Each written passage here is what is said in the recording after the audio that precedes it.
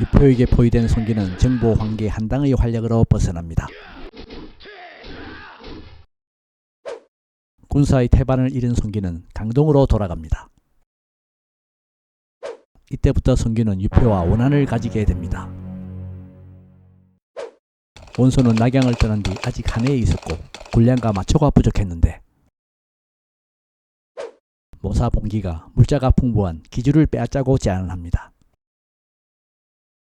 그 방법은 북평의 공손찬에게 기주를 협공하고자 편지를 보내놓으면 지략이 부족한 기주목 한복은 원소에게 도움을 요청할 것이고 그때 중간에서 가로채자고 합니다. 이에 원소는 공손찬에게 협공하자는 편지를 쓰고 한복에게는 공손찬이 공격할 것이라는 편지를 씁니다. 역시 봉교의 말대로 한복은 모사 순심, 심평과 의논한 뒤 원소에게 도움을 요청하기로 결정합니다. 그러나 부하 경무가 원소에게 도움을 요청하는 것은 호랑이를 끌어들이는 것과 같습니다. 라고 조언하나 한복은 무시합니다. 기주에 들어온 원소는 한복의 권한을 모두 빼앗습니다. 한복은 후회하며 진류태수 장막에게 의탁하러 갑니다. 원소가 기주를 이미 차지한 것을 안 공손찬은 아우 공손호를 보내 땅을 나누자고 합니다. 원소는 공손호에게 공손찬을 직접 오라고 말합니다. 돌아가던 공손호는 매복 군사들에게 죽임을 당합니다. 공손찬은 동생의 죽음을 복수하기 위해 기주로 달려갑니다. 드디어 공손찬과 원소의 군대는 반하의 다리 개교에 모입니다. 공손찬은 원소에게 내가 지난날 맹주로 청거했는데 이제 보니 배은망덕한 놈이구나 고 소리칩니다. 원소의 부장 문추와 공손찬이 개교다리 위에서 싸웠으나 공손찬은 역부족으로 도망갑니다. 추격하던 문추가 공손찬을 창으로 찔렀는데 그때 소년 조운이 갑자기 나타나 공손찬을 구합니다. 문추와 조운은 싸우다 승부가 나지 않자 둘 다 물러납니다. 조운은 공손찬에게 저는 원소 부하였으나 원소가 백성을 구할 인물이 아니라고 생각되어 장군의 밑으로 오게 되었습니다. 라고 말합니다. 공손찬은 조운의 속내를 알 수 없어 후군을 맡기고 대장 음강을 선봉으로 삼습니다. 원소는 알량과 문추를 선봉으로 삼고 구기에게 중군을 맡깁니다. 음강이 급히 구기에게 달려들다가 엎드려 있던 구기의 공격수들의 화살 공격을 받았고 이때 구기의 칼 아래 쓰러집니다. 구기는 계속 공격했고 공손찬은 후군으로 달아납니다. 그러나 구기는 매탑을 못 쌓우고 조운의 창에 찔려 쓰러집니다. 조운은 나는 듯이 원소의 군대를 물리칩니다. 당황한 전풍은 원소에게 잠시 담장 안으로 피하십시오 라고 소리칩니다. 그러나 원소는 대장부가 어찌 죽기를 두려워하겠느냐 며 싸웁니다. 알량이 대군사를 이끌고 도착하자 조운은 후퇴합니다. 원소의 부대가 다시 공격하며 달려드는데 이때 유비, 관우, 장비가 도착합니다.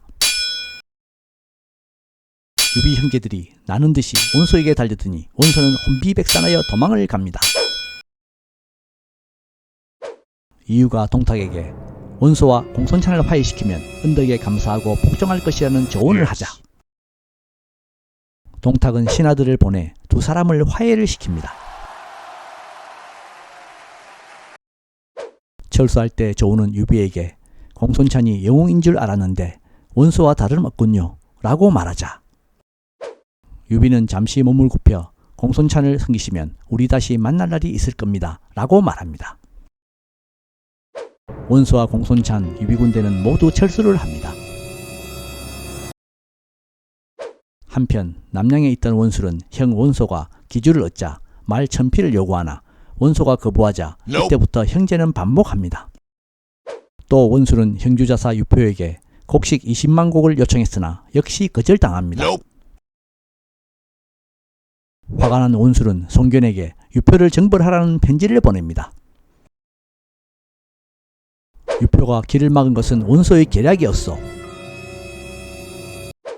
원소가 유표와 함께 강동을 기습하려고 하니 공이 유표를 정벌하고 내가 원소를 정벌해 원한을 갚읍시다. 편지를 받은 송기는 유표에게 당한 기억이 있어 황제에게 전쟁 준비를 시킵니다. 이러한 소식을 들은 유표도 황조에게 전쟁 준비를 시킵니다. 송규는 5부인 소생으로 손책, 송권, 손익, 송광 4명의 아들과 5부인 동생인 둘째 부인 소생으로는 아들 손랑, 딸 손인,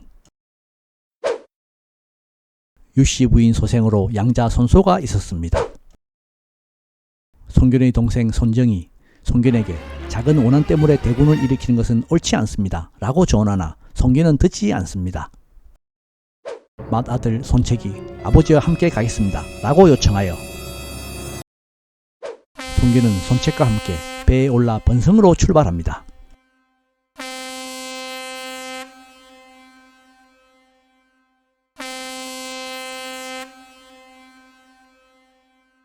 황조는 강변에서 공로수들에게 화살을 마구 쏘게 하나 송견은 군사들에게 움직이지 못하게 합니다. 황조 군사들의 화살이 떨어지자 송견이 배에 꽂힌 10만 개의 화살을 뽑아 강변으로 쏘게 하니 황조는 후퇴하며 번성을 버리고 등성으로 달아납니다. 황조는 장호와 진생을 거느리고 나옵니다. 황조는 장호에게 공격을 명했고 송견은 한당에게 대적하게 합니다. 장호가 불리해지고 진생이 구원하러 나오자 손책은 멀리서 활을 쏘아 진생을 쏘아 죽입니다. 장호도 한당의 칼에 쓰러지자 황조는 유표에게로 도망을 갑니다. 괴량은 유표에게 원소에게 구원 요청을 하고 방어에 힘을 써야 합니다 라고 하지만 채모는 공격을 주장하고 유표는 이를 허락합니다. Yes. 채모는 군사 1만 명을 이끌고 양양성 밖 현산에 진을 칩니다. 정보가 나가서 대적하니 채모는 달아나고 송견의 대군이 공격하니 죽은 시체가 들판에 널리고 채모는 양양성 안으로 도망을 갑니다. 괴월이 채모를 참수하자고 유표에 말하나 유표는 채모의 누이를 새 아내로 얻었기에 벌을 주지 않습니다. 어느 날 갑자기 송견 군대의 숫자 기대가 부러지자 한당이 좋지 않은 징조이니 군사를 물리시지요 라고 간언하지만 송견은 양양성 함락이 거의 다 되었다며 듣지를 않습니다. 괴량은 대장의 별자리 하나가 떨어지는 것을 보았다며 이 별자리는 송견에 해당한다고 유표에 말하고 유표에게 원소에 구원병 요청 편지를 쓰게 합니다. 괴량은 여공에게 500명으로 현산으로 달아나서 송견이 추격해 오면 매복병으로 화살과 돌을 퍼부으라고 명령합니다. 괴량의 예상대로 송견은 말 30여기만 이끌고 추격하다가 산 위에서 떨어지는 돌과 화살을 온몸에 맞고 현산에서 37세로 죽습니다. 또 양양성에서 황조, 괴월, 채모가 군사를 이끌고 쏟아져 나오자 송견의 군사는 크게 어지러워집니다. 그러나 황계가 수군을 이끌고 달려오다 황조를 보고는 이한만에 사로잡고 정보도 여공을 몇 한 만에 창으로 죽입니다. 양쪽 군사들은 물러났으며 손책은 한수로 돌아갔어야 송견이 죽었고 시신이 유표 군사들에게 들려 성으로 들어간 것을 알고는 대성통곡합니다. 황계가 손책에게 황조와 주공의 시신의 교환을 요청합시다 고 제안하자 굴리 황계가 유표와 친분이 있으니 다녀오겠습니다 라고 말하고는 양양성으로 향합니다. 유표는 황계에게 송견의 시신과 황조의 교환을 허락하려는데 괴량이 강동의 송견군사들을 전멸시킬 계략이 있다며 먼저 황계를 참수하자고 주장합니다.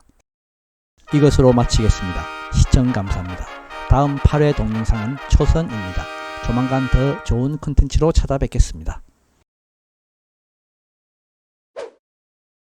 구독, 좋아요, 알람 설정 부탁드립니다.